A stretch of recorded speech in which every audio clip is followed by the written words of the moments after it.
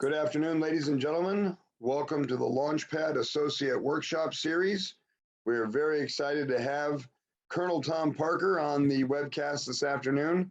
Tom Parker is a PGA member. He's also a member of the SCPGA Section Education Committee, as well as the Mentorship and Associates Committee as well. He's going to be presenting on customer relations today, but there's so much more that I'd like to give everybody the insight on Tom Parker. Tom Parker works in Southern California seasonally. He is the tournament director at PGA West in the winter months, November through May, and then his home is actually in Michigan. And Tom has been by far above and beyond the most selfless member of the Education Committee and the most generous PGA professional in our section with his time in terms of what he has done to promote the LaunchPad, to support the Catalyst webinar, to support the initiation of the Associates Committee and the Mentorship Committee. And you know, he's been so generous in giving back to the associates that he actually just recently attended the virtual PGM Level 1 seminars out of Frisco, and he's got some fresh insight on how that was. But can't say enough about how lucky we are to have Tom Parker not just presenting today on customer relations as part of the Level 1 PGM kit, but also his presence on the Education Committee, and what a resource and treasure he's been for fostering networking with the associates and helping to enrich our educational program, not just for associates, but also for members. Good afternoon, Tom. How are you doing today? Good, John. Thank you so much for all those glowing comments. Not sure they all apply, but thank you so much.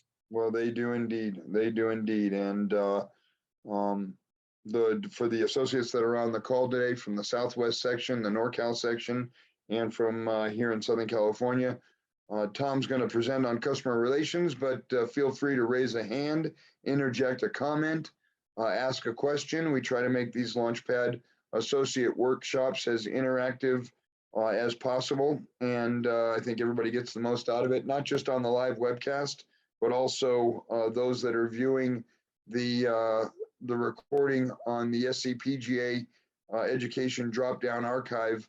The interactive aspect of these workshops has really gets the most positive feedback from those that participate. So thank you, Colonel. It's all yours. Take it away. Thank you so much, John. And thank you to everyone that's on the call this afternoon. I echo John's comments on the interactive side of this. We really try to make it interactive. So please, feel free to interject, unmute yourself, ask a question, give us a scenario, talk about an experience you had.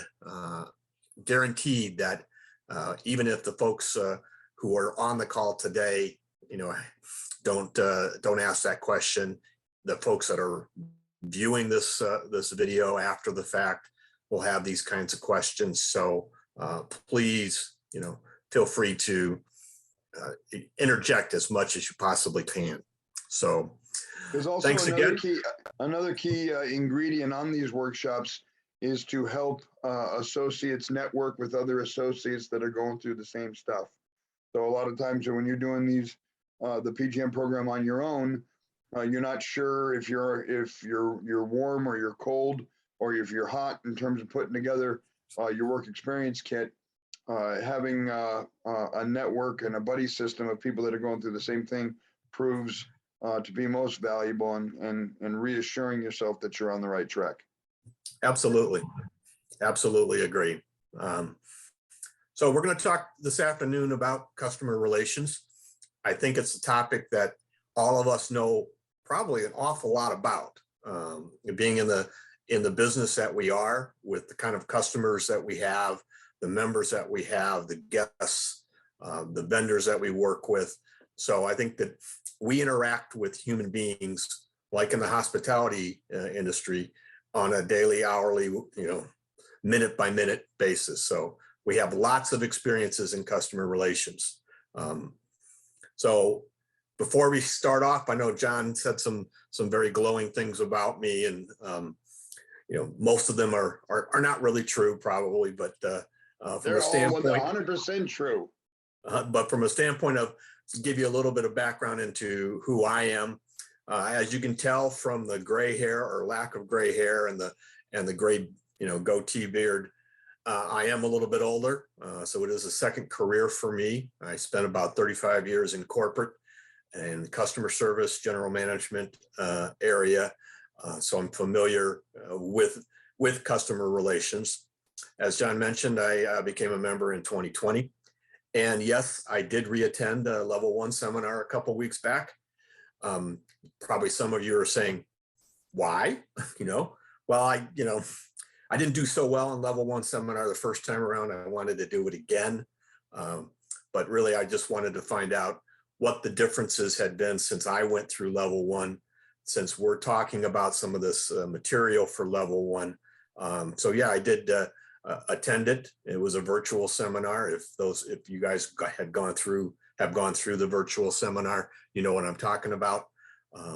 But it was educational for me. So there was a bunch of stuff that I did learn, that I didn't learn the first time around, and I'm kind of glad I did. My experience, as John mentioned, PGA West tournament director. I've worked at a couple of other facilities in the Midwest. I was at Medina Country Club for several years there, and started like a bunch. I'm guessing a bunch of all of us working behind the counter, opening the shop, closing the shop, doing all that.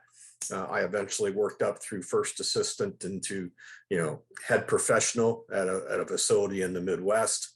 I came out west, went with PGA West. But I'm quite familiar with the operations side of it, the executive management side. And now I'm getting much more involved in section activities, both within Southern California and Michigan there. So enough about me. Again, if anybody has any questions, please feel free to interject, what have you. Raise your hand. We'll stop. We'll go into any direction you guys want to go, because we want to make this as meaningful for you as we can. Learning outcomes for customer relations. You guys have all seen these learning outcomes. The understanding the value of relations, the customer relations model from the PGA, moments of truth, interaction strategies, skills, and then using the experience there. Be familiar with these learning outcomes, because you're going to see these again. That's kind of a hint. I'll say this a couple different slides, different times at different slides. Get to know these learning outcomes, because you'll see them in your portfolios, your workbooks, and you'll see them on your testing. So be very comfortable with those. In terms of the activities for this particular customer relations module, there's only 2 there. So you kind of think, well, that's not too many, and I should be able to kind of get through this pretty quickly. Most of the stuff is self-evident, but there are some sticking points that we talked about a couple weeks back at the level 1 seminar.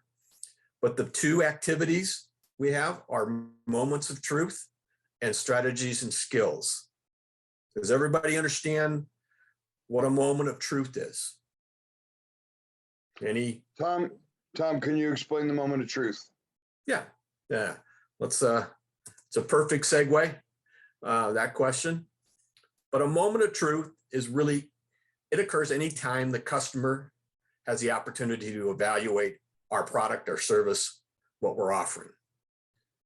And so that can be, and we'll get into this in another slide down the road, just in a few seconds, but there are interactive moments of truth, and there are non-interactive moments of truth, and whether we're actually interacting with a human being, an employee, a customer is interacting with an employee at our facility, or they're interacting with our website or our online reservation system or something like that. And a key point, so moments of truth happen all the time. They don't just happen when they're at the counter and they're checking in for their round of golf, or they're buying a hat or a polo shirt, or when they're at the first tee with the player assistant or the starter. Yes, those are moments of truth, but it happens all the time. Even when they're out on the golf course and something happens on the 7th hole, and the maintenance individual drives by, and that's a moment of truth because they're interacting and they're getting the experience. So customers record their experiences real early on. It says here 5 seconds in there, but it's very early on, and even before they arrive on the property, as I mentioned, like the examples I used there. And one point that they brought up in our seminar a few weeks back that I never really thought about, I've worked, as a lot of you guys have worked at private facilities, and you have members, and you say, well, members, they know the reservation system, they know the bag drop, and they know the employees, and they know the course, and they know all this stuff. So how could they be having moments of truth? Well, no, even longtime members and guests or regular customers at a public facility, they record their experiences too. And in fact, what we looked at a couple of weeks back was they may even be a little more critical or evaluative, because they're evaluating their experiences based on all the times they've interacted with that before, all the times they've been at the counter, all the times they've been interacting with our website. Whereas maybe a public facility, you might have a customer that's there for the very first time and may not come back for a while. We hope not, but so they may just be having their first experiences. So you have to be cognizant of that. And that was one of the things they really brought out to us, is be cognizant of your various classifications of customers and what their needs are, but their moments of truth, they're happening all the time as well. Does that make sense to everybody? Well, yeah, and an interesting aspect to that moment of truth is, good momentum begets more good momentum, bad momentum begets more bad momentum. So if you stumble or falter at one of those early moments of truth, in the customer or the member's point of view, whether that goes good or bad, a lot of times determines their attitude on how they look at things from that point forward. So if the bag drop representative is not as professional as he needs to be, or isn't as accommodating as he needs to be, it starts the customer off on the wrong foot. And now that customer is more apt to look for the negative things in the situations. Like they go right from that bag drop into the restroom, and they noted now they're looking for trouble. They notice that, one of the stalls is out of toilet paper, or that there's cobwebs in the corner of the room, or that their mirror's dirty, or there's water on the table. Where if that bag drop representative was had the right customer service attitude and had that servant's heart and looked like he was there genuinely to get that customer or that member off on the right start, and was, had that selfless kind of attitude that they're there to serve, and they want to make sure that the member's off to the right start.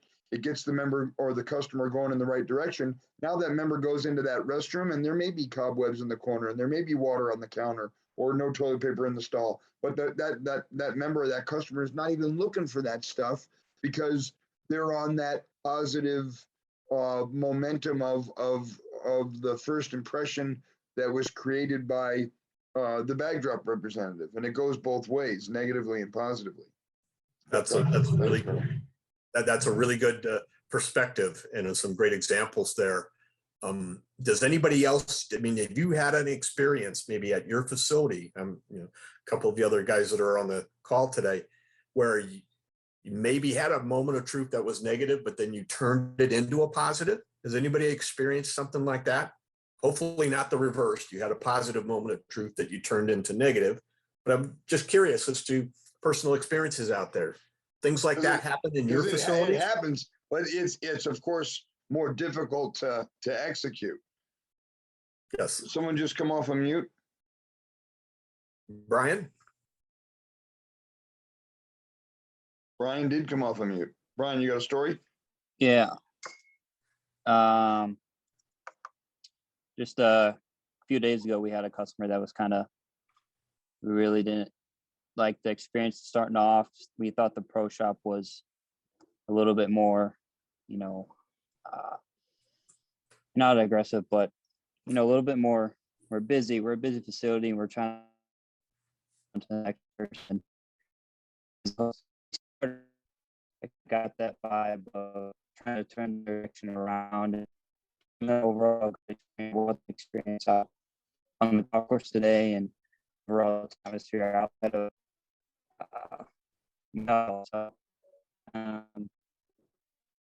so, tournament. We're really happy as a day. We're going to start back now. We're doing this probably no distractions, no hold up whatsoever, and kind of got it rolling that way. That's a great example, Brian, and I'm glad you guys were able to do that. And now that you've been able to, kind of turn that experience around, I think that, as John mentioned, that positive momentum, that mojo is going to continue for that particular customer going forward. And it's going to bleed off that customer to his buddies, his golfing partners, what have you. So, great example. Great example. Thanks. So when we talk again about your first activity, moments of truth, you're going to want to describe interactive versus non-interactive. I mentioned that before. What's an interactive moment of truth? We all know that it's when a customer interacts with us. As the example, the cart attendant helps the customer with their bag, getting out of the trunk of the car, what have you, putting it on a cart, directing the customer where to go from there. If this is, a facility where the customer has never been there before, whether it's private or a municipal or resort or public daily fee, here's how you go to get to the locker room. Here's where you go to get to the golf shop. I'll take your bags on a cart and I'll have them down here. That kind of stuff so now that's an interactive moment of truth with that customer. And that can, as we said, be positive or negative. But that's an example of an interactive. A non-interactive is when we're not, interacting, the customer is not interacting with one of our employees, with one of us, with a human being. Normal examples of that are what, customer interacts with the website, goes to the online tea reservation system and interacts to try to get a tea time, things like that. I use an example here because I worked at Medina Country Club outside of Chicago for a while. And we had a procedure with us when I actually was the individual that ran all of their Monday outings. We did about 30 of them a year. And they were huge outings. They were Walmart, Costco, the Chicago Blackhawks, American Red Cross, things like that, large organizations that were doing charitable outings with us. And we would have we had about a quarter of a mile driveway to get from the street into our parking lot. And we would hang a real big banner in between the trees over that quarter mile. Welcome, American Red Cross. Glad to have you here, kind of stuff. That's we can do for big events, but even for the day-to-day operations, when Dr. Jacobs was bringing in 3 guests, he would let us know their names. We would tell the attendant at the front gate, Dr. Jacobs and John Kulo and Tom Parker and Brian Kennedy are going to be his guests. And when they drove up, and I drove up, I'd say, I'm a guest of Dr. Jacobs. My name's Tom Parker. He'd say, welcome, Mr. Parker. He'd tell me where I could park my car, everything. And as soon as I left, he'd radio the golf shop. Tom Parker is driving down the driveway. We'd have a guy out in the parking lot right there, meeting him, say, Mr. Parker, I know you're a guest of Dr. Jacobs.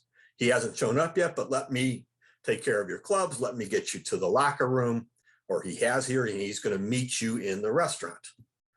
And we would take that.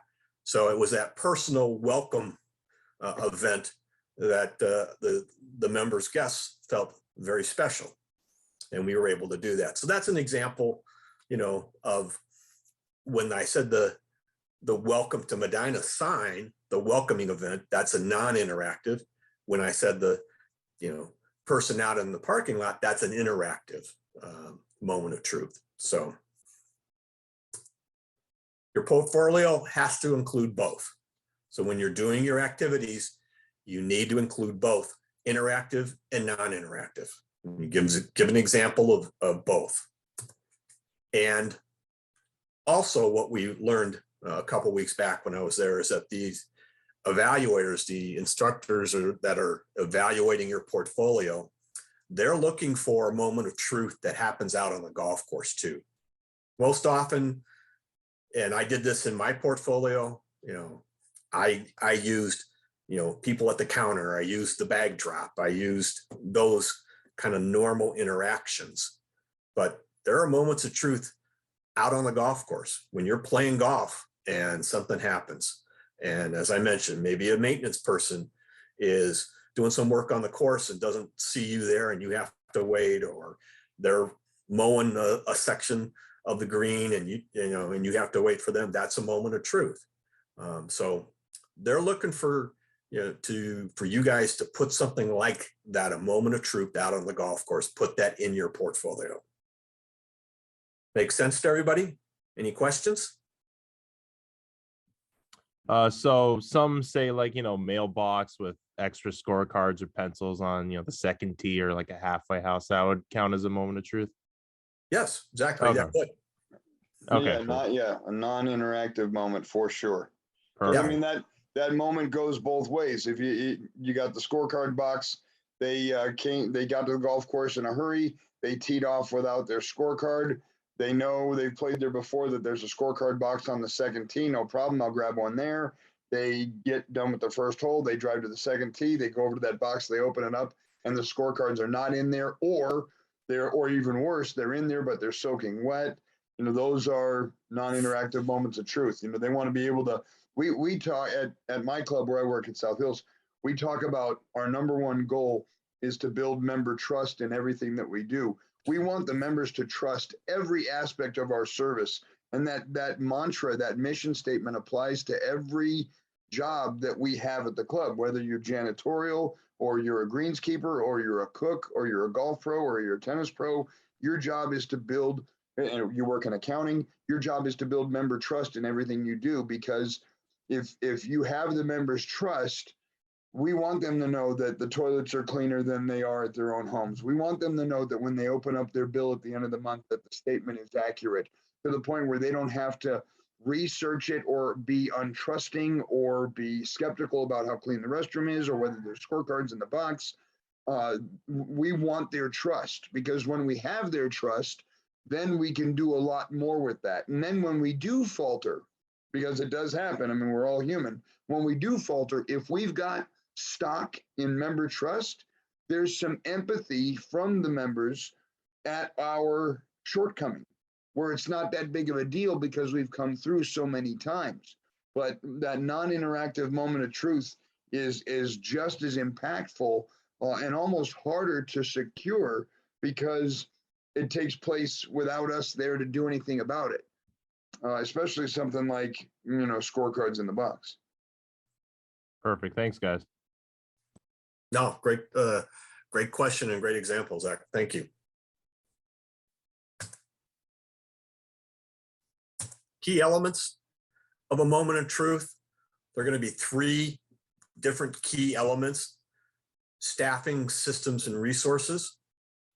So from a staffing perspective, when you are describing your moments of truth, you're going to use examples where you're going to describe staff type moments of truth. Like we said, the cart attendant, systems moment of truth. The tea time was double booked due to a glitch. That's going to be a negative moment of truth from the customer's point of view. But that's a systems related kind of element of the moment of truth that we need to address. And then resources, signage. Do we have signage to our facility, to the parking areas, to the bag drop, to the golf shop, those kinds of things. So that's an example of resources. Any other examples that anybody can think of on those three: staffing, systems, resources?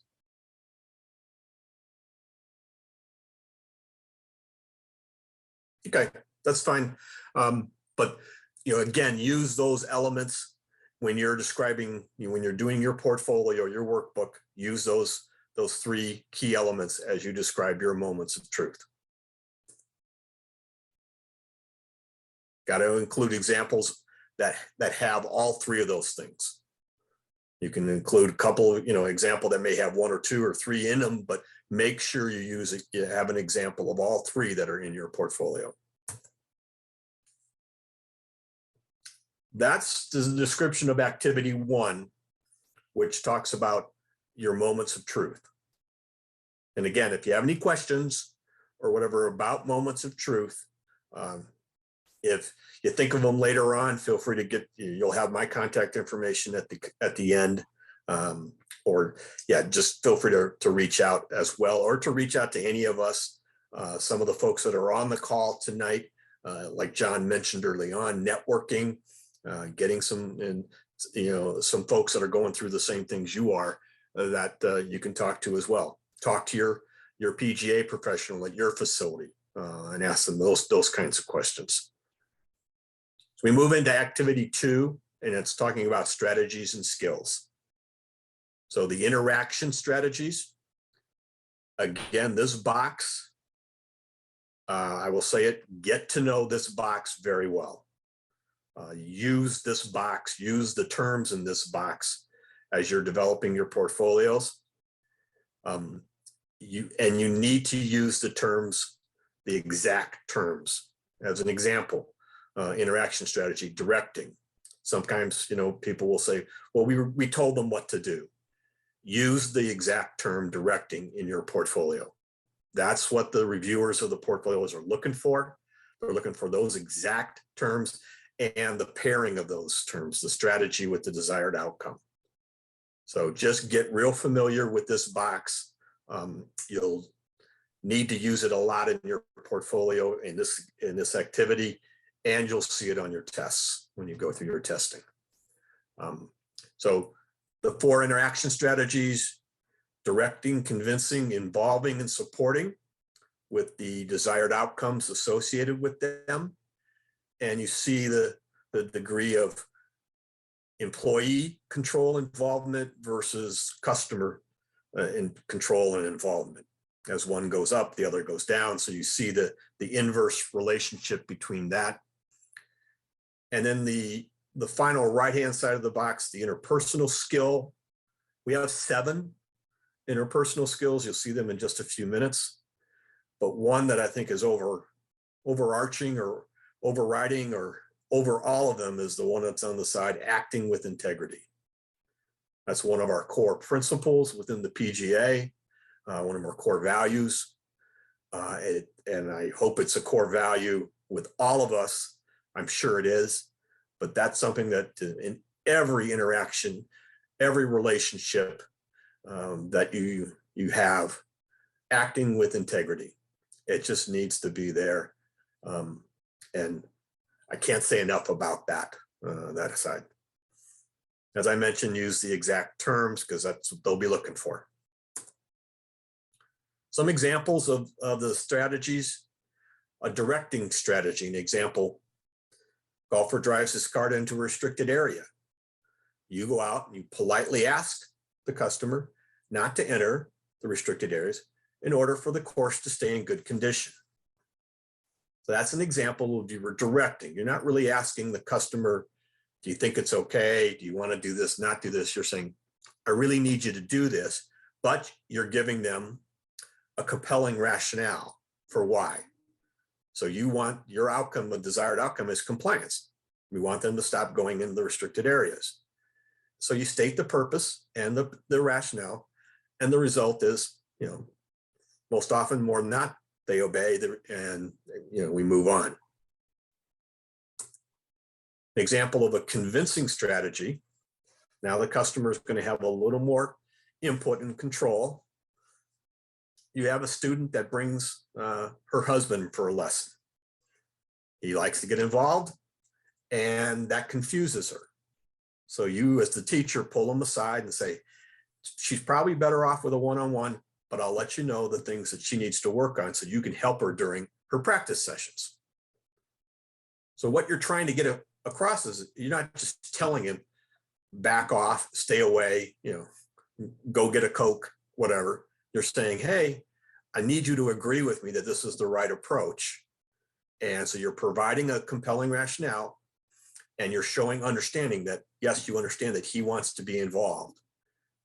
So you're showing that understanding, you want the agreement, and at the end of the interaction, he agrees and will use the information you give him.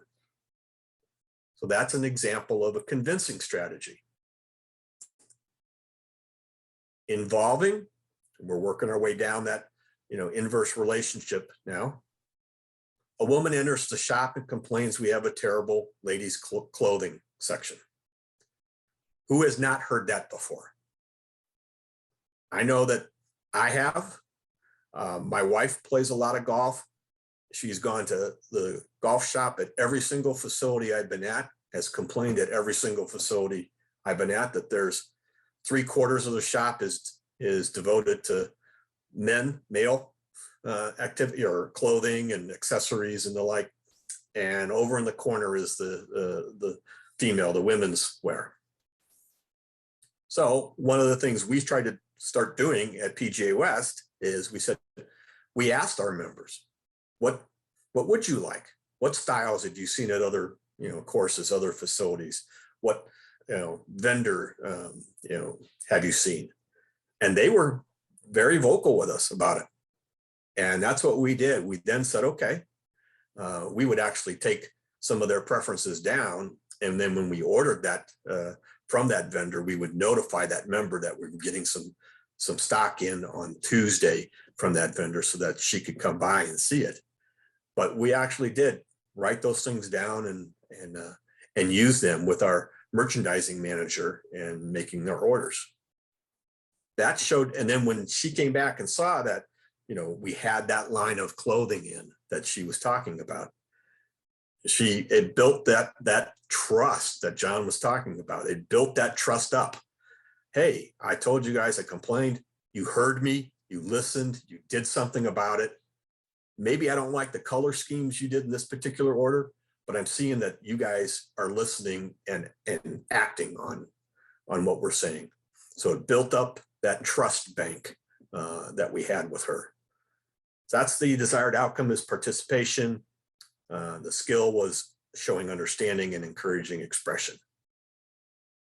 And finally, the supporting strategy, that's the fourth one.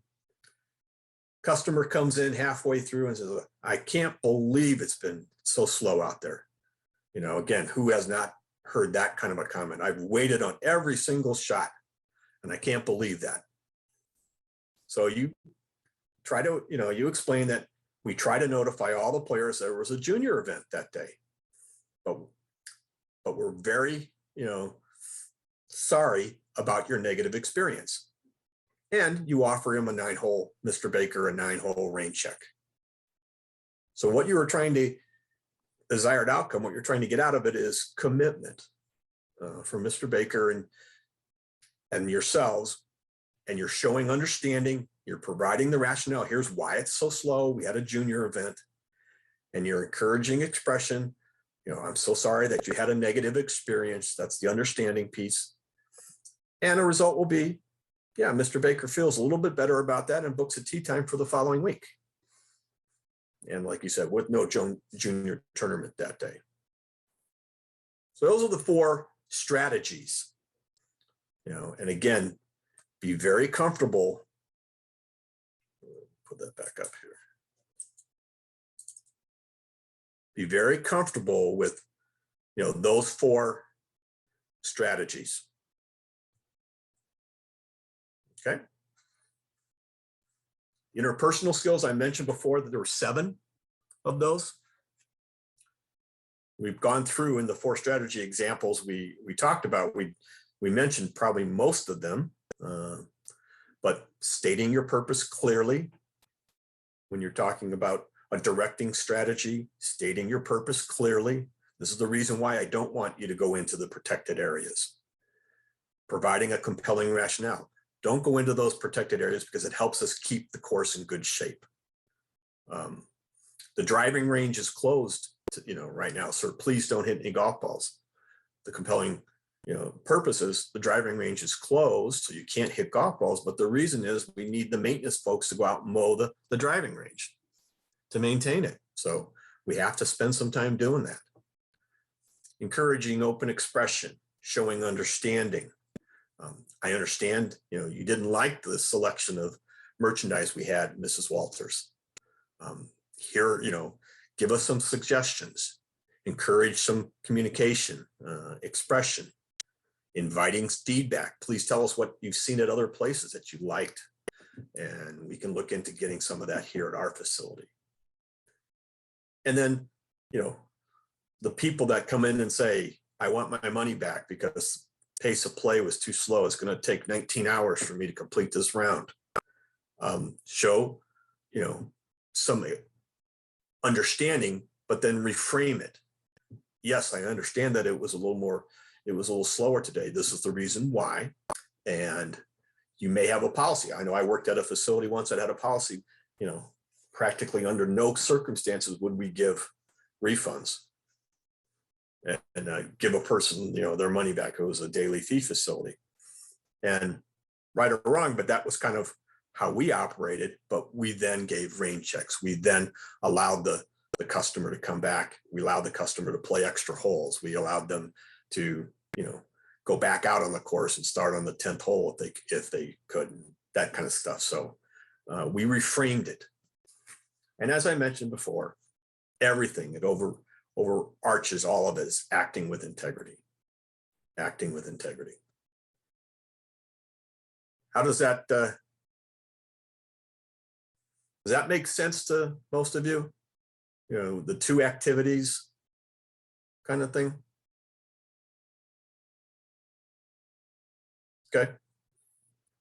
Okay. So to summarize up is, hey, we all, as I mentioned, as I kind of opened it up, we all know how to provide customer service. We do it every single day. We do it every single time we interact with a member or a guest, a vendor, a maintenance person, a server, the accounting rep. We're all doing customer service. Exceptional customer service involves all the things we just got done talking about. It involves those interactive strategies. It involves those interpersonal skills. It involves those moment of truths, understanding them, and being able to provide positive moments of truth and momentum, and dealing with the negative moments of truth and turning those things around, kind of like what Brian was talking about in his example. So for your portfolio, as you're completing these 2 activities in your workbook, couple of suggestions for you. Be specific. The reviewers of your workbook are going to look for specific examples. Don't just be generic, and say, yeah, the customer didn't like our website. Be specific. What didn't the customer like about your website? What specifically they didn't like? The content, they didn't like the format, they didn't like the difficulty of it. The bag room attendant wasn't there because we had, we don't have enough staff to have a bag room attendant, out there in the parking lot at the bag drop. Be specific about that. We just didn't have enough staff. So They're looking for this specificity in your examples. Know the strategies and use those exact terms. Directing, convincing, those exact terms. And the kind of the desired outcome pair for those strategy terms. And use them in all of your examples. Use those terms in your examples. When you get to the portfolio approved and you're going into your testing side of it, know the learning outcomes. I kind of started it with the learning outcomes, but know the learning outcomes, know the interaction strategies, frontwards, backwards, know the desired outcome pairings, because on your test, you're going to need to go back and forth with them. Sometimes they'll give you a pairing or a desired outcome, and you need to know the strategy paired with it. Or vice versa. You got the strategy and you need to know the outcome. So be very, very comfortable with those pairings and being able to discuss them.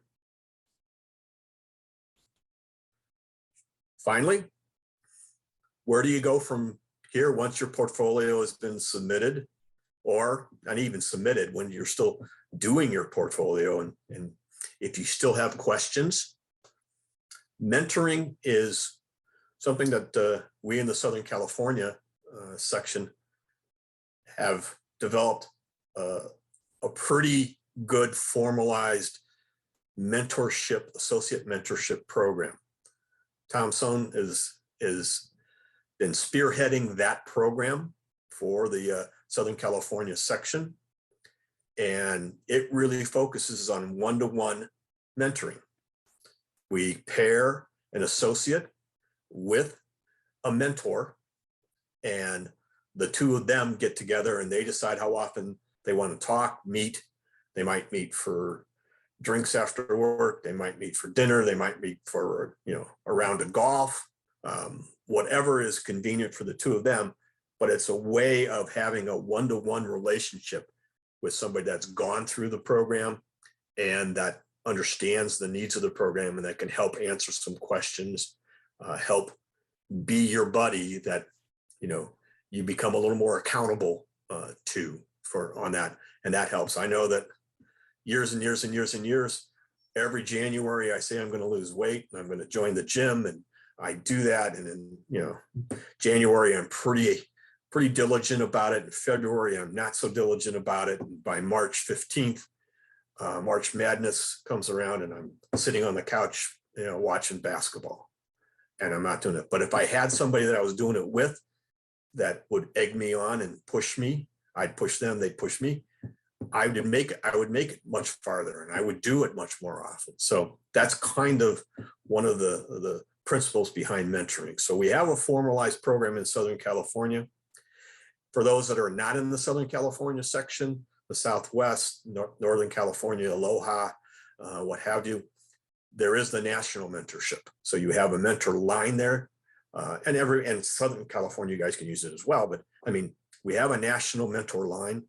It is staffed. They will call you back. They will, answer your questions. They will help you get through some of the things that you're grappling with. And then if all else fails, you have my email address. Any of us on the education committee in the Southern California section are more than happy to hear from anybody across the country. I'm attempting right now to do the same thing in Michigan, to set up a LaunchPad type program in the Michigan section. We're not as far along as Southern California, but anywhere, if anybody can just reach out to us and we'd be more than happy to help. So my email address is pretty simple and you have it there. So that would be next steps, as you move on from here. LaunchPad, as you know, is an 8-week session, 8-week program. So this is week 2 of it. So we have 6 more weeks, each one dealing with a topic that is, you're going to need to go through for your portfolio and workbooks. I'm not quite sure the schedule, who's on next week, but next week, Colonel, thank you very much. Wonderful presentation. wealth of information and a tremendous amount of experience and insight that you bring to the fold. And thank you very much for the presentation. Next week, we do have Robbie Schneider, who's going to be presenting next Monday, the 26th, on rules of golf. So next Monday's rules of golf with Robbie Schneider. And any parting comments or questions or stories or statements? How about Jason Alves? You want to chime in there? You've been relatively quiet so far today. We've heard from Zachary. We've heard from Brian. Jason, are you out there? Are you able to comment?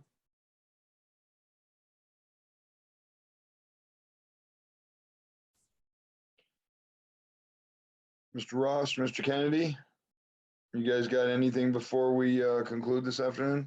Yeah, I just want to say good stuff. Thanks, guys. Zach, Yeah. where are you located? So I'm actually at North Ranch. I used to work with Courtney. So she's a new pro over at South Hills. That's right. Yeah. That's right. She's building member trust as we speak and doing a hell of a job doing it. She's the South Hills historically is a traditional good old boys club, and for her to come in and crack that mold and make believers out of all those guys, she's just been doing a wonderful job. I can't say enough about how amazing she's been at changing the culture. There was the great story about Courtney is South Hills had a long-standing director of golf who had been there for almost 15 years. And, you've all seen these stories and Mr. Miller's kind of like that at North Ranch, I would imagine. Long-term head pro, everybody loves him. The harbinger of tons of member trust, can do no wrong, could walk on water, always has the right answer, never takes a day off, works 20 hours a day, always has these stories become like, the almost Christ-like with these long-term head pros that could do no wrong is how people remember them. And then after that pro, his name was Mike Jack, he moved on and got the director of golf job down at Rancho Santa Fe Country Club down in San Diego. Great job. Wonderful thing for him back in 2018. Unfortunately, from 2018 to Courtney in 2022, there were 3 head pros in that short a period of time, plus the pandemic, and so the golf department kind of fell into disarray. And Courtney's just so structured. She's so tough. She's so committed. I mean, that's her thing. I mean, she is so, nobody is more committed to what she's doing than she is. And she has really picked up that gauntlet that was dropped in 2018. And we're starting to notice over the past 6 months that she's been here, people are not using that long-term director of golf's name as often as they were before. And that means that means she's starting to build that trust, and she's doing a great job. She's been amazing. Plus, she puts up with me, so I have to love her. There's only so many people that could stomach me. So, or at least she does a good job of pretending to stomach me. But she's been wonderful, and we're just tremendously grateful that she's here. Awesome. Yeah, that's good to hear. Yeah, she at North Ranch, I mean, she was there sun up to sundown pretty much every day. So yeah. Oh yeah. See, I don't know anybody in this business that owns it the way that she does. Tremendous. How about you, Brian? Where are you at? I'm in Palm Desert, California at Desert Willow Golf Resort. Okay. Okay. Well, You're an assistant out there? Yeah, just getting into it. So can't wait. So I gotta say, thanks for giving us all this knowledge about what you guys have done and what you experienced. It was a good seminar. Awesome. Well, thanks for joining us. Hopefully we see you again next week. Brian, Zach, Yeah. Colonel, take care, everybody. Steven, I know you're on there too, but I know you're down at the section championship at El Niguel. Thank you for fragging this up and making it, putting it on YouTube. We'll be sending this out tomorrow. And if anybody wants to refer to this after the fact, through the education landing page on scpga.com. Thank you for checking it out. Take care, everybody. We'll see you next week. Thank you, guys. Thanks again, guys. Thanks, Colonel. See you, John.